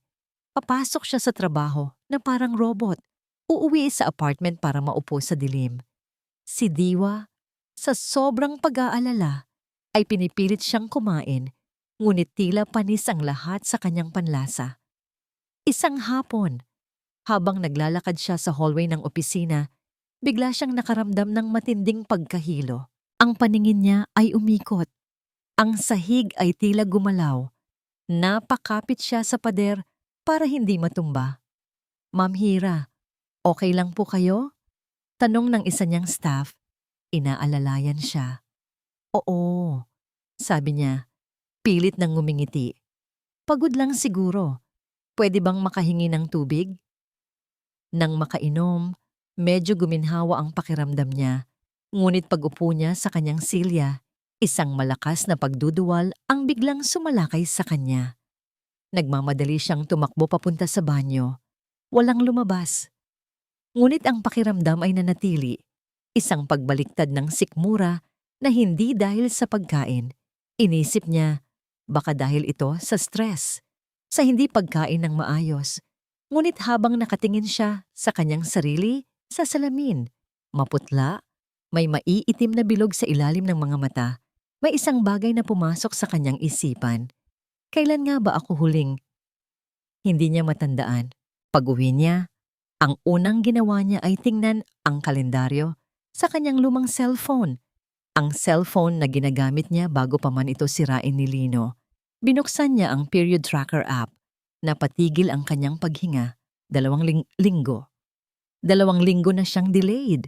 Sa buong buhay niya, regular ang kanyang buwan ng dalaw. Hindi ito kailanman pumalya. Maliban na lang kung hindi. Imposible. Ngunit ang pagdududa ay nandoon na. Isang maliit na binhi ng takot at isang emosyong hindi niya mapangalanan. Dali-dali siyang lumabas. Hindi niya alintana ang kanyang itsura. Nagpunta siya sa pinakamalapit na botika. Ang hood ng kanyang jacket ay nakatakip sa kanyang mukha. Nanginginig ang kanyang kamay habang inaabot sa parmasyutiko ang bayad para sa isang maliit na kahon. Pagbalik sa apartment, dumiretso siya sa banyo at nilak ang pinto. Ang kanyang puso ay dumadagundong sa kanyang dibdib, mas malakas pa kaysa noong ibato niya ang telepono sa pader. Sinunod niya ang instructions at pagkatapos, inilapag niya ang maliit na puting plastic stick sa ibabaw ng lababo. Naghintay siya. Ang 1 minuto ay tila isang oras. Ang bawat segundo ay isang pagpapahirap. Pagkatapos, dahan-dahan, nanginginig, pinulot niya ito. Itinaas niya ito sa harap ng kanyang mga mata. Hindi lang 1 linya, 2. 2 malinaw, hindi mapagkakamalian, at nakasisindak na linyang kulay rosas. Kumusta po kayong muli, mga kasama, sa bawat hibla ng kwento? Sa ating huling kabanata, sinubaybayan natin si Hiraya sa kanyang paglubog sa pinakamalalim na hukay ng kawalan ng pag-asa. Ngunit sa dulo ng kadiliman, isang hindi inaasahang liwanag ang sumilip. 2 linyang rosas na magpapabago sa lahat. Ito ba ay isang dagdag na pasanin? O ito ang hudyat ng isang bagong simula? Ating tuklasin ang sagot sa panibagong yugto ng kanyang buhay sa kabanatang pinamagatang Pagbangon para sa dalawa. Ang 2 linyang rosas ay tila isang nakakapasong bakal sa kamay ni Hiraya. Binitiwan niya ito. Kumalansing ito sa sahig ng banyo. Napasandal siya sa pader, dahan-dahang napaupo, ang mga mata ay nakatitig sa kawalan. Buntis siya. Magiging ina siya. Magkakaroon siya ng anak. Kay Lino, ang bunga ng kanilang pagsasama, ang bunga ng isang kasinungalingan. Ang unang emosyong naramdaman niya ay hindi saya, kundi takot. Isang dalisay at paralisadong takot. Paano niya bubuhayin ang isang bata sa mundong ito ng mag-isa? Paano niya ipapaliwanag sa kanyang anak kung nasaan ang ama nito? Ang ama nitong manloloko. Ang anak na ito ang magiging tali na mag-uugnay sa kanya kay Lino at sa pamilya Sandoval habang buhay. Ito ang magiging dahilan para hindi siya tuluyang makalaya. Naramdaman niyang muli ang pagduduwal, ngunit sa pagkakataong ito, hindi lang pisikal. Ito ay isang pagtanggi ng kanyang kaluluwa. Hindi ngayon. Hindi sa ganitong paraan. Napahawak siya sa kanyang tiyan. Walang umbok, walang senyales, ngunit alam niyang mayroon. May buhay sa loob niya. Isang buhay na walang kasalanan. Isang buhay na hindi piniling mabuo sa gitna ng ganitong kaguluhan. Tumayo siya at humarap sa salamin. Tinitigan niya ang kanyang sariling refleksyon. Ang babaeng wasak, talunan, at pagod na. Ito ba ang magiging ina? Ito ba ang haharapin ng kanyang anak araw-araw? Isang inang walang lakas para ipaglaban kahit ang sarili niya? At habang nakatitig sa sarili niyang mga mata, isang bagay ang nagbago. Dahan-dahan, sa kaibuturan ng kanyang pagkatao, may isang bagay na gumalaw. Isang maliit na kislap. Isang nagbabagang piraso ng uling sa gitna ng malamig na abo. Ang pagiging ina. Ito ay hindi isang tali. Ito ay hindi isang sumpa. Ito ay isang sandata. Ang batang ito ay hindi ang kanyang kahinaan. Ito ang kanyang magiging pinakamalaking kalakasan. Hindi na ito tungkol sa pera. Hindi na ito tungkol sa nasirang pag-ibig o sa bahay na ninakaw. Ang laban na ito ngayon ay hindi na para sa nakaraan. Ito ay para sa hinaharap. Para sa kinabukasan ng isang maliit na nilalang na sa kanya lang aasa. Ang takot ay dahan-dahang naglaho, napalitan ng isang damdaming matagal na niyang hindi naramdaman. Isang mabangis at walang kapantay na proteksyon, ang primal na instinto ng isang ina na handang pumatay para sa kanyang anak. Ang hirayang sumuko ay namatay sa loob ng banyong yon. Ang ipinanganak na muli ay hindi na asawa ni Lino. Siya ay isang ina. Kinabukasan, ibang hiraya ang pumasok sa opisina ni Attorney Gabriel De Leon. Hindi na siya nakayuko. Tuwid ang kanyang likod. Ang kanyang mga mata, bagamat may bakas pa ng kalungkutan, ay mayroon ng isang matigas at hindi matinag na kislap. "Hiraya, I'm so glad to see you," sabi ni Gabriel, halatang gumaan ang loob. "Nag-alala ako. Hindi ka sumasagot sa tawag." "Pasensya na, attorney. May pinagdaanan lang," sabi ni Hiraya. Umupo sa silya nang hindi inaanyayahan. "Pero nandito ako ngayon at handa na akong ituloy ang laban." Nagulat si Gabriel sa biglaang pagbabago. "That's good to hear. Pero ano ang nagpabago sa isip mo?" Tumingin si Hiraya ng diretso sa mga mata ng abogado. "Buntis ako." Natahimik si Gabriel. Ang balita ay tila isang bombang sumabog sa gitna ng kanilang pag-uusap. Inaasahan ni Hiraya ang awa, marahil ay pagkadismaya. Ngunit ang nakita niya sa mga mata ni Gabriel ay pag-unawa. "Does he know?" tanong nito. "Hindi. At hindi niya malalaman. Not yet." Mariing sagot ni Hiraya. "Gagamitin natin ito sa tamang panahon. Sa ngayon, kailangan nating baguhin ang ating diskarte." "Ano ang nasa isip mo?" Huminga ng malalim si Hiraya. Inilatag ang kanyang plano na parang isang general bago ang isang malaking digmaan. "Hindi na bahay ang habol ko," sabi niya. "Ang bawat salita ay may bigat. Ang lupa't bahay ay materyal na bagay lang, mapapalitan. Ang gusto ko, managot sila sa batas sa panloloko nila sa akin. We will file a criminal case for fraud, estafa. Gusto kong madungisan ang pangalan ng pamilya Sandoval na sobra nilang pinapahalagahan. At para sa anak ko." Dito bahagyang nanginig ang kanyang boses, ngunit puno ng determinasyon.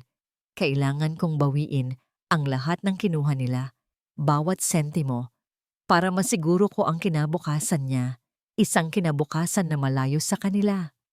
Nakatitig lang si Gabriel sa kanya, puno ng paghanga. Ang babaeng nasa harap niya ay hindi na ang biktimang umiiyak na una niyang nakilala.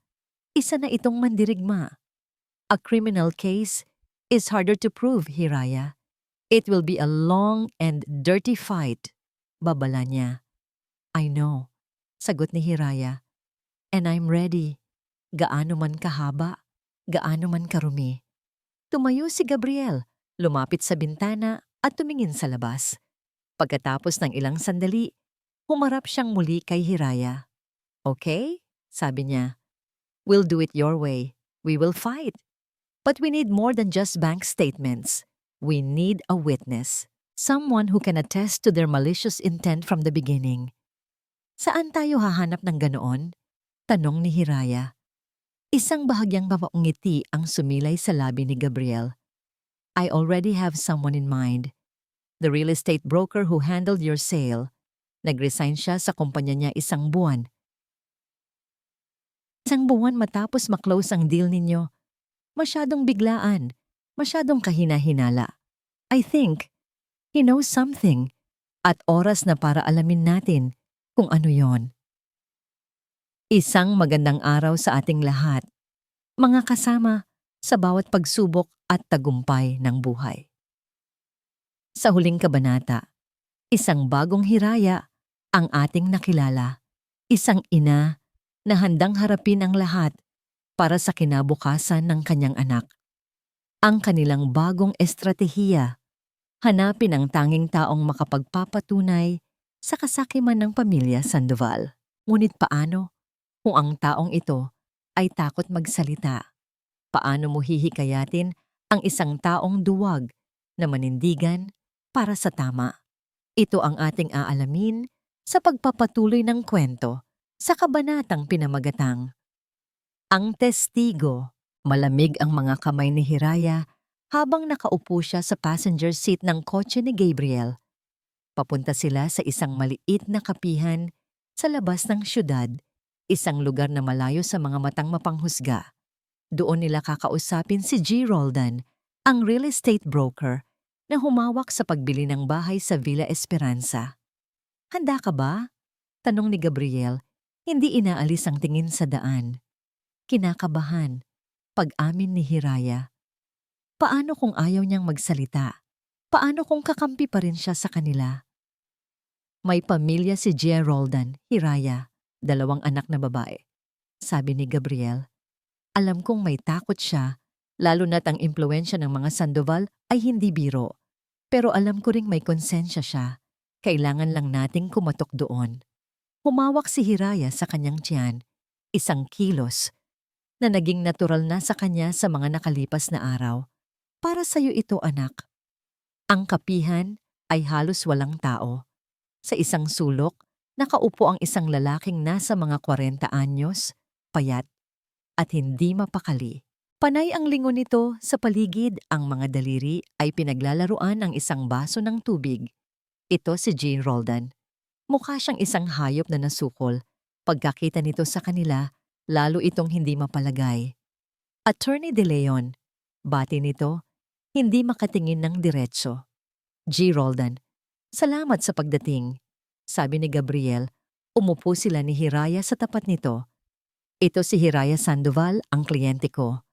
Isang mabilis na tango lang ang ibinigay ng lalaki kay Hiraya, puno ng pagkailang.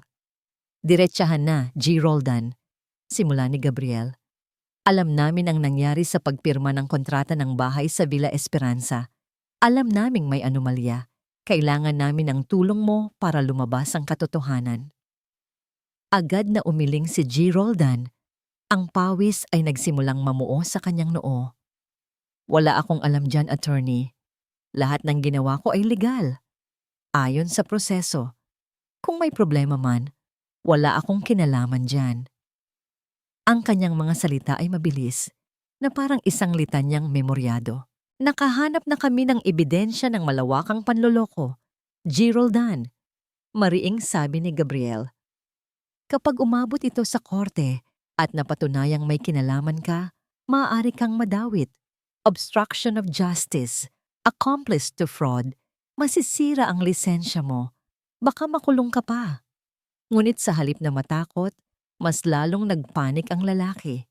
Wala nga akong alam. Pakiusap. Huwag ninyo akong idamay dito. May pamilya ako. Nakita ni Hiraya na walang epekto ang mga banta.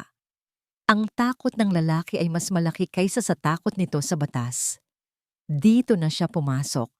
Dahan-dahan, inilapag niya ang kanyang kamay sa ibabaw ng mesa. G. Roldan, sabi niya, ang boses ay maninahay mahinahon, walang bahid ng galit. Naiintindihan ko po ang takot ninyo. Nagulat ang lalaki sa kanyang tono. Tumingin ito sa kanya sa unang pagkakataon. Alam ko pong may pamilya kayo. Patuloy ni Hiraya. Nakita ko po sa Facebook ninyo. Ang gaganda ng mga anak ninyong babae. Sigurado po akong mahal na mahal ninyo sila at gagawin ninyo ang lahat para protektahan sila. Natahimik si G. Roldan, hindi alam ang sasabihin. G. Roldan, ako rin po, sabi ni Hiraya. At sa pagkakataong yon, dahan-dahan niyang inilipat ang kanyang kamay mula sa mesa papunta sa sarili niyang tiyan. Mayroon din po akong pinoprotektahan. Sinundan ng mga mata ng lalaki ang kanyang kamay. Nanlaki ang mga mata nito sa pag-unawa. Ang perang kinuha nila sa akin ay hindi na mahalaga. Sabi ni Hiraya, ang mga luha ay nagsimulang mamuo sa kanyang mga mata, ngunit ang boses ay nanatiling matatag. Ang mahalaga ay ang kinabukasan ng magiging anak ko. Isang kinabukasan na gusto kong maging malinis at tama. Isang kinabukasan kung saan alam niyang ipinaglaban siya ng nanay niya. Huminga siya ng malalim. May anak din po kayo, di ba? Kung ang anak ninyong babae ang nasa posisyon ko ngayon, niloko, pinagsamantalahan, at tinapakan ng pagkatao, ano po ang gagawin ninyo? Mananahimik na lang po ba kayo? Ang tanong na yon ay tumama sa puso ni G. Roldan. Ang depensa nito ay gumuho. Ang pekeng katapangan ay natunaw. Napayuko ito, napahawak sa kanyang ulo at nagsimulang humikbi. Patawad, sabi nito. Ang boses ay basag. Patawarin ninyo ako. Ikinuwento nito ang lahat. Kung paano siya ipinatawag ni Imelda Sandoval sa isang mamahaling restaurant isang araw bago ang pirmahan. Kung paano siya inalok nito ng isang sobrang puno ng pera, halos katumbas ng isang taon niyang komisyon. Ang kapalit, papalitan niya ang huling pahina ng kontrata, ang pahinang naglalaman ng waiver habang abala si Hiraya. May kasama pa itong pagbabanta na kung hindi siya susunod, sisirain ni Imelda ang kanyang karera. Wala akong nagawa, sabi nito. Natakot ako. Kailangan ko ng pera.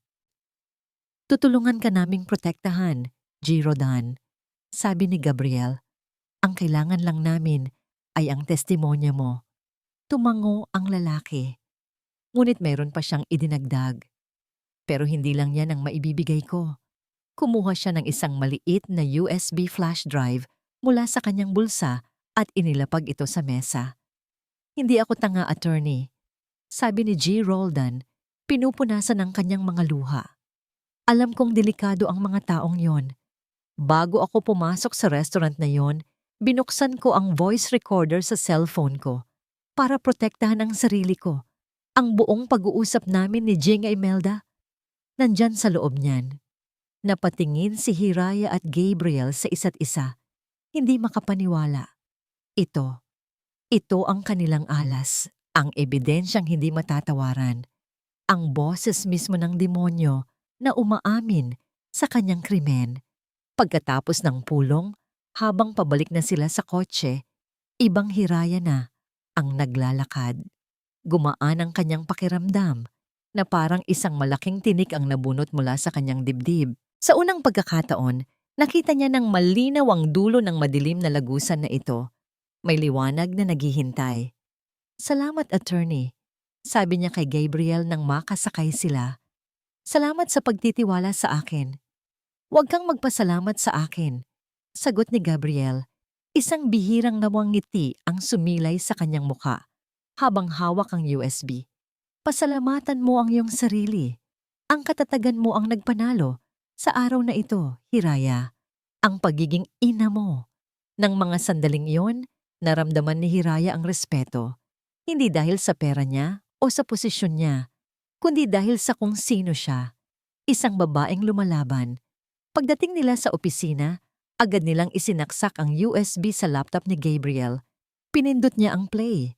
At doon, narinig nila ang malambing ngunit puno ng kamandag na boses ni Imelda Sandoval. Simple lang ang gusto ko, Mr. Roldan. Siguraduhin mong ang pangalan lang ng anak ko ang lalabas bilang may-ari. Ang manugang ko, siya lang ang tagabayad. Consider it an investment on her part. Isang maliit na regalo para sa pamilyang nagmamahal sa kanya. Narinig din nila ang pag-aalinlangan sa boses ni G. Roldan at ang malupit na sagot ni Imelda. Huwag kang mag-alala sa kanya. Sa sobrang pagmamahal niya sa anak ko, kahit ano ay pipirmahan niya. At kung magrereklamo ka, tandaan mo, maliit lang ang industriyang ito. Isang tawag ko lang, baka wala ka ng kliyenteng makuha habang buhay. Napatigil ang recording. Nagkatinginan si Hiraya at Gabriel. Walang kailangang sabihin. Ang recording na yon ay ang kanilang silver bullet. Ang katibayang wawasak sa lahat ng depensa ng mga Sandoval. Pinatay ni Gabriel ang laptop. Ang kanyang muka ay seryoso. Ngunit ang kanyang mga mata ay nag-aapoy sa pananabik ng isang abogadong alam na hawak na niya ang panalo. This is it, sabi niya. This is more than enough to win the case. Ano ang susunod nating gagawin? Tanong ni Hiraya. We gave them one last chance to surrender. Sagot ni Gabriel. I will call their lawyer. Magsiset ako ng isang huling pagpupulong. Isang huling pagkakataon para sumuko ng tahimik at ibigay ang lahat ng hinihingi natin. Kung hindi sila papayag. Kung hindi, dugtong ni Hiraya. Ang boses ay matigas na parang bakal. Ipaparinig natin sa buong mundo kung anong klaseng tao sila. Habang nagsasalita sila, tumunog ang telepono sa mesa ni Gabriel, isang numero na hindi pamilyar. Sinagot niya ito at inilagay sa speaker mode. Hello, this is Attorney Gabriel De Leon. Attorney, sabi ng isang boses sa kabilang linya, ang abogado ng mga Sandoval. Napatawag ako dahil gusto sanang humiling ng isang huling pagpupulong ang aking kliyente para pag-usapan ang isang final settlement offer bago pa man tayo umabot sa korte. Nagkatinginan si Hiraya at Gabriel. Tila ang tadhana na mismo ang gumagawa ng paraan. Of course, kalmadong sagot ni Gabriel habang kinikindatan si Hiraya. We would be happy to accommodate. Kailan at saan? Hindi nila alam na sa kabilang kampo ang kumpiyansa ng mga Sandoval ay buong-buo pa rin. Hindi nila alam na ang alas na hawak ni Hiraya ay hindi pa naibubunyag. Ang pulong na kanilang hinihiling na akala nila ay magiging hudyat ng kanilang tagumpay, ang magiging lugar ng kanilang huling pagbagsak.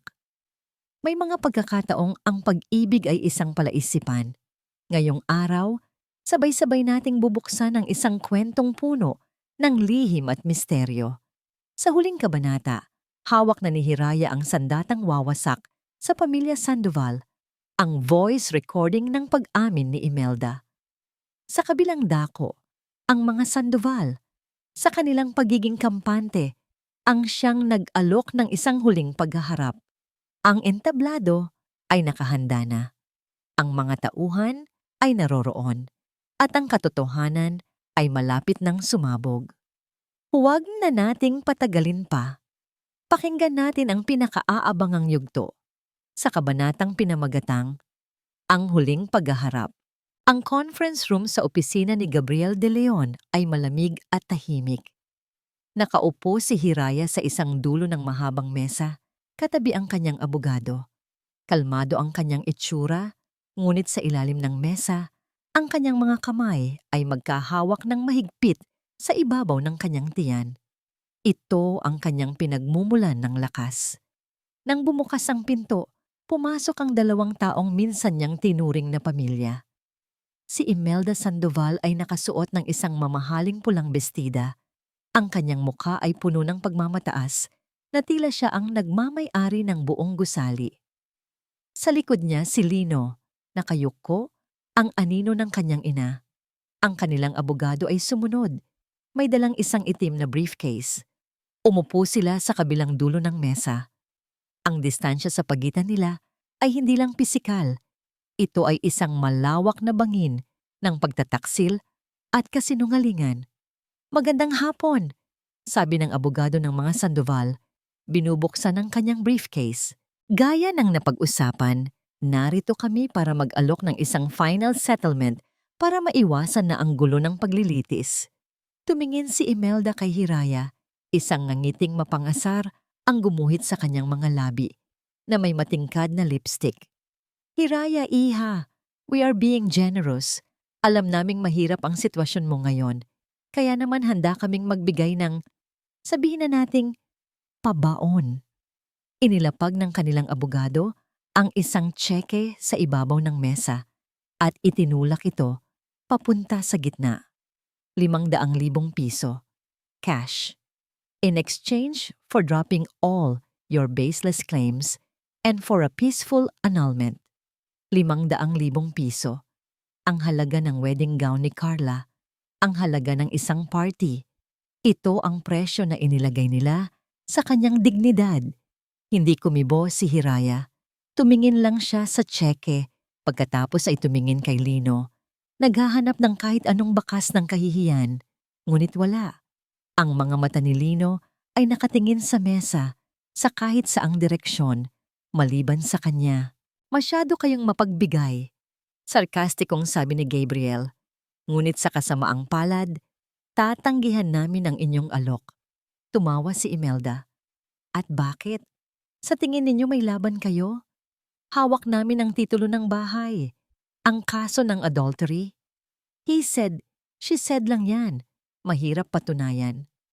"Doon ka nagkakamali, Ginang Sandoval," sabi ni Hiraya. Nagsalita sa unang pagkakataon. Ang kanyang boses ay hindi malakas. Ngunit ito ay tumagos sa buong silid. Dahil ang laban na ito ay hindi na tungkol sa bahay. Ito ay tungkol sa panloloko. "Panloloko?" Ulit ni Imelda na tila aliw na aliw. "Patunayan mo." Ngumiti si Hiraya, isang nangiting malamig. Tumingin siya kay Gabriel. Tumango si Gabriel. Kinuha nito ang isang maliit na speaker at inilagay sa gitna ng mesa. Pamilyar ang USB na isinaksak niya rito. "Gusto ninyo ng pruweba?" Tanong ni Gabriel sa buong silid. Pakinggan natin ang sasabihin ng isang testigo. Pinindot niya ang play. Ang katahimikan ng silid ay binasag ng isang pamilyar na boses. Ang boses ni Imelda Sandoval. "Simple lang ang gusto ko, Mr. Roldan. Siguraduhin mong ang pangalan lang ng anak ko ang lalabas bilang may-ari. Ang manugang ko, siya lang ang tagabayad." Sa isang iglap, ang kulay sa mukha ni Imelda ay nawala. Ang kanyang bibig ay bahagyang bumuka. Ang mga mata ay nanlalaki sa gulat at takot. Tumingin siya kay Lino, ngunit si Lino ay nakatingin sa speaker na parang multong nakita. Nagpatuloy ang recording. "Huwag kang mag-alala sa kanya. Sa sobrang pagmamahal niya sa anak ko, kahit ano ay pipirmahan niya." Nang matapos ang recording, isang nakakabinging katahimikan ang bumalot sa silid. Ang nangiting mapangasar ni Imelda ay naglaho, napalitan ng isang anyo ng purong pagkatalo. "Saan ninyo nakuha yan? Illegal yan!" Sigaw ni Imelda. Sinusubukan pa ring lumaban. "Isang concerned citizen ang nagbigay sa amin ni Juan," kalmadong sagot ni Gabriel. "At ayon sa batas, dahil isa ka sa mga partido sa usapan, ito ay legal na ebidensya sa korte. Ebidensya ng estafa through deceit." Si Lino ay napahawak sa kanyang ulo. Ang kanyang katawan ay nagsimulang manginig. Tumingin siya sa kanyang ina. Ang mga mata ay puno ng isang emosyong ngayon lang nakita ni Hiraya mula rito. Galit. "Ma, anong ginawa mo?" Tumayo si Hiraya. Ang lahat ng mata ay napunta sa kanya. Dahan-dahan, inilagay niya ang kanyang mga kamay sa kanyang tiyan. Isang kilos na puno ng kahulugan. Para sa lahat ng ninakaw ninyo sa akin, sabi niya, ang boses ay matatag at hindi nanginginig habang tinititigan ang dalawa. Para sa lahat ng kasinungalingan, para sa 3 taon ng buhay ko na sinayang ninyo. Huminga siya ng malalim, at para sa kinabukasan ng anak ko, magbabayad kayo. Ang salitang anak ay tumama kay Lino na parang isang malakas na suntok sa sikmura. Tumingin siya mula sa tiyan ni Hiraya papunta sa mukha nito. Ang kanyang mukha ay nagpakita ng sunod-sunod na emosyon, pagkalito, gulat at sa huli, isang pahiwatig ng pagsisisi. Si Imelda naman, nang marinig ang salita, ay napatingin din sa tiyan ni Hiraya. Ngunit ang reaksyon niya ay iba. Ito ay takot, dahil alam niya na ang isang apo ay magiging komplikasyon, isang permanenteng ugnayan sa babaeng niloko nila. Ang lahat ng bigat ng kanilang kasalanan ay bumagsak sa balikat ni Lino sa sandaling iyon. Ang mga kasinungalingan, ang pambababae, ang panloloko sa bahay, ang pagiging sunod-sunuran sa kanyang ina. Lahat ay sumabog. Tama na, ma. Sigaw niya. Ang boses ay basag sa galit at desperasyon habang humaharap sa ina. Tama na, kasalanan mo to lahat. Ang sigaw na yon, ang hudyat ng pagbagsak ng imperyo ng mga Sandoval, ang pag-amin, ang pagtuturuan, ang simula ng kanilang katapusan. Kung nagustuhan niyo ang kwentong ito, i-like, i-share sa pamilya at mga kaibigan, at mag-subscribe na rin para lagi kayong updated sa mga susunod pa naming kwento. Ating pakinggan ang pagtatapos ng paglalakbay ni Hiraya. Matapos ang isang maingay at nakakawasak na paghaharap, ang digmaan ay natapos na, ang katotohanan ay lumabas, at ang mga maskara ay tuluyan ng bumagsak. Ano na ang naghihintay para kay Hiraya? Paano niya bubuuin muli ang kanyang buhay mula sa mga abo ng nakaraan? Ating tuklasin ang kapayapaan matapos ang unos sa huling kabanata na pinamagatang Bagong Simula. 6 na buwan ang lumipas. Ang hanging dumadampi sa pisngi ni Hiraya ay hindi na kasing lamig ng dati. Ang araw na tumatama sa kanyang balat ay may dalang init ng bagong pag-asa.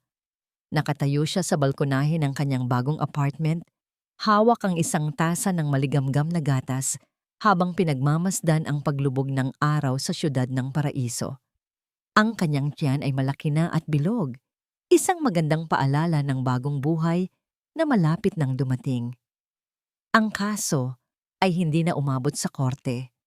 Sa takot na mapahiya at makulong, pumayag ang pamilya, Sandoval, sa isang out-of-court settlement. Sa tulong ni Gabriel, nakuha ni Hiraya ang higit pa sa kanyang inaasahan, isang malaking halaga na hindi lamang kabayaran sa lahat ng kanyang nagastos, kundi pati na rin danyos para sa lahat ng sakit na idinulot sa kanya. Sapat na para masimulan niya ang isang komportableng buhay kasama ang kanyang anak. Biglang nag-vibrate ang kanyang telepono sa ibabaw ng mesa. Isang text message from Attorney Gabriel Hiraya. Just confirming, the final payment from their account has been successfully transferred to yours. It's all done. Congratulations! You are finally free. Napangiti si Hiraya. Isinara niya ang kanyang mga mata at huminga ng malalim. Malaya. Isang salitang kay sarap pakinggan. Kinabukasan, habang papunta sa kanyang regular na check-up sa doktor, dumaan ang sinasakyan niyang taxi sa tapat ng Villa Esperanza. Ang dating bahay na pinangarap niya, ang dating bahay na naging kulungan niya. Wala nang mararangyang sasakyan sa garahe. Ang hardin na minsan niyang inalagaan ay medyo magulo na. At sa gate, may isang malaking karatulang nakasabit. Bank repossessed, for sale. Nalaman niya mula kay Gabriel na hindi na kinayang bayaran ni Lino ang buwanang amortization. Nawalan ito ng trabaho dahil sa iskandalong kumalat sa kanilang kumpanya. Si Imelda naman, ayon sa huling balita, ay bumalik sa probinsya. Iniwan ang anak na harapin ang gulo na siya mismo ang nagsimula. Walang tuwa, walang galit. Ang naramdaman lang ni Hiraya habang tinititigan ang karatula ay kapayapaan. Isang kabanata ng kanyang buhay na tuluyan ng nagsara. "Okay lang po kayo, ma'am?" tanong ng taxi driver. Ngumiti si Hiraya. "Okay na okay po, Manong. Tara na po." Ang apartment na tinitirhan niya ngayon ay mas maliit kaysa sa bahay sa Villa Esperanza. Ngunit ito ay mas maliwanag. Puno ito ng sikat ng araw. Puno ito ng buhay. Sa isang sulok, nakatayo ang isang puting kuna na siya mismo ang bumuo. Puno ito ng maliliit na damit at mga laruan. Ito ang kanyang santuwaryo. Ang kanyang tunay na tahanan. Habang inaayos niya ang mga bagong labang damit ng sanggol, may isang sobre siyang nakita sa ilalim ng pinto. Galing ito sa administrasyon ng building. Isang sulat. Mula kay Lino. Nag-alinlangan siyang buksan. Ngunit alam niyang kailangan niya itong harapin para tuluyang makalaya. Kumuha siya ng gunting at binuksan ito. Ang sulat ay puno ng pagsisisi. Mga salitang sana ay narinig niya noon pa. Humihingi ito ng tawad, hindi lang para sa pera, kundi para sa pagtataksil, sa panloloko, sa pagiging duwag. Sinabi nitong araw-araw niyang pinagsisisihan ang lahat, ngunit alam niyang huli na ang lahat. Sa dulo, sinabi nitong umaasa siyang mapapatawad siya balang araw. At sana, kung papayag si Hiraya, ay makilala niya ang kanilang anak. Matagal na tinitigan ni Hiraya ang sulat. Dati, ang mga salitang ito ang papatay sa kanya. Ngayon, mga salita na lang ito sa isang papel. Kinuha niya ang sulat, tiniklop, at walang pag-aalinlangang inihulog sa basurahan. Ang pagpapatawad, marahil, ay darating sa tamang panahon. Pero hindi ngayon. Ngayon ay panahon para sa sarili niya. Biglang may nag-doorbell. Nang buksan niya ang pinto, nakita niya si Gabriel. May dalang isang malaking paper bag. "Attorney, anong ginagawa mo dito?" Gulat na tanong ni Hiraya. "Gabo na lang, Hiraya." Nakangiting sabi ni Gabriel. "Hindi mo na ako abogado. Technically, kaibigan mo na lang ako." Inabot niya ang paper bag. Peace offering para sa baby. Sa loob, may isang maliit na pares ng sapatos at isang libro ng mga pambatang kwento. Napangiti si Hiraya. "Salamat, Gabo. Pumasok ka." Habang nagtitimpla siya ng juice, isang komportableng katahimikan ang namagitan sa kanila. Hindi ito ang katahimikan ng dalawang estranghero, kundi ang katahimikan ng dalawang taong maraming pinagdaanan ng magkasama. "Ano na ang plano mo ngayon?" tanong ni Gabo.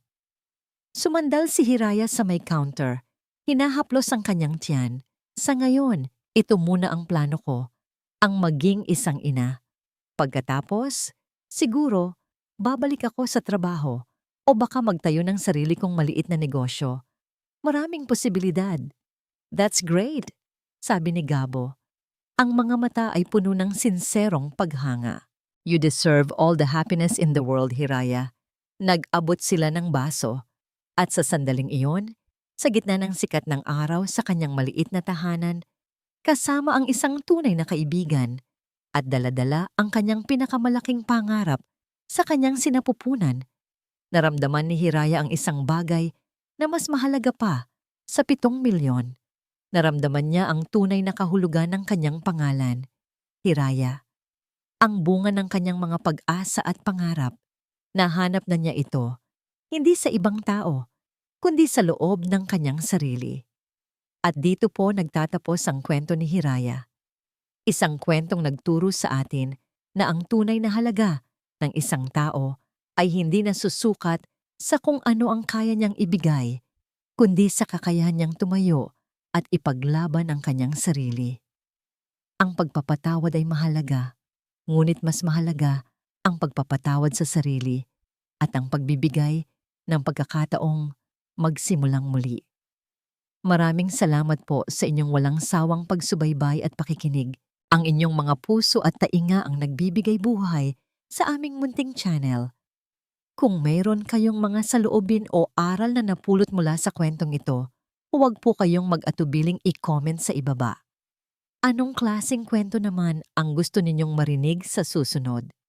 Kwento ng pag-ibig na nagtagumpay o isang kwento ng misteryo? Ang inyong mga mungkahi ay aming pinapahalagahan. Hindi dito nagtatapos ang ating paglalakbay. Marami pa pong kwentong kasing ganda at mas puno ng aral dito sa aming channel. Kung nagustuhan nyo ang kwentong ito, i-like, i-share sa pamilya at mga kaibigan, at mag-subscribe na rin para lagi kayong updated sa mga susunod pa naming kwento. I-click nyo ang notification bell para kayo ang unang makarinig kapag may bago kaming upload. Pagpalain po kayo ng Panginoon, kayo at ang inyong buong pamilya. Hanggang sa muli.